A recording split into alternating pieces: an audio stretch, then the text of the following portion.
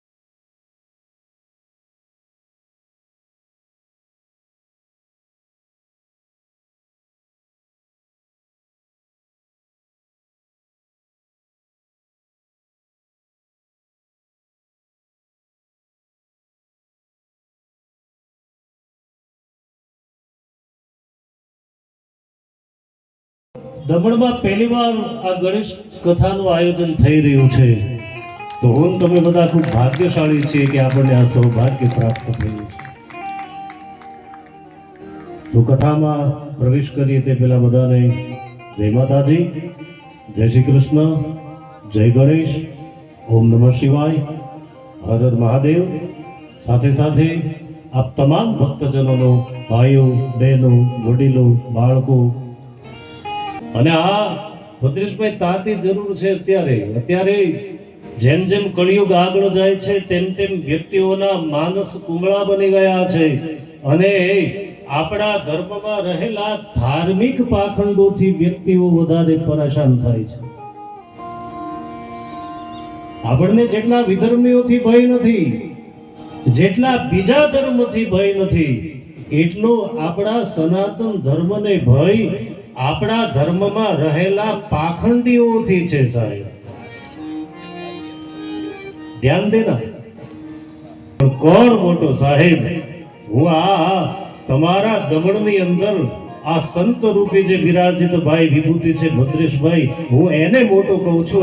આ લગાતાર આવા સત્કર્મ કરી રહ્યા છે, દીકરીઓના લગ્ન કરી રહ્યા છે, અન્નક્ષેત્ર ચલાવે છે, આધ્યાત્મિક ક્રાંતિ કરે છે સાહેબ, દીનહીન દુઃખી વ્યક્તિઓની પીડાને સમજે છે।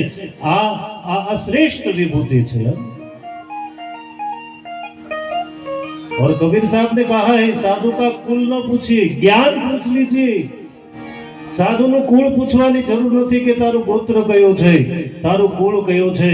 એ પૂછવામાં રહેશું તો આપણે પરાસ્ત થશું, આપણે હતા ત્યાં ના ત્યાં રહેશું। આપણે એનું જ્ઞાન પૂછી લઈએ કે ભાઈ તારામાં જ્ઞાન કેટલું છે। ટીલામાંથી ઝઘડા થયા, આ અમારો ચાંદલો છે, આ અમારા સંપ્રદાયનો ચાંદલો છે, અમારો આ ચાંદલો છે, આને આમ જ કરવું જોઈએ, આને આમ જ હોવું જોઈએ। એ ક્યાં વાત है भाई, ये कौन सा धर्म?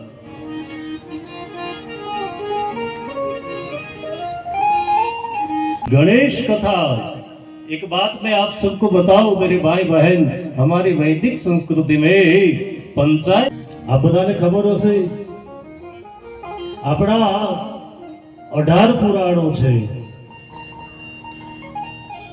કદાચ એ વાતની ખબર નહીં પણ હોય કે 18 ઉપપુરાણ છે અને એનાથી પણ વિશેષ 18 ઉપપુરાણ છે.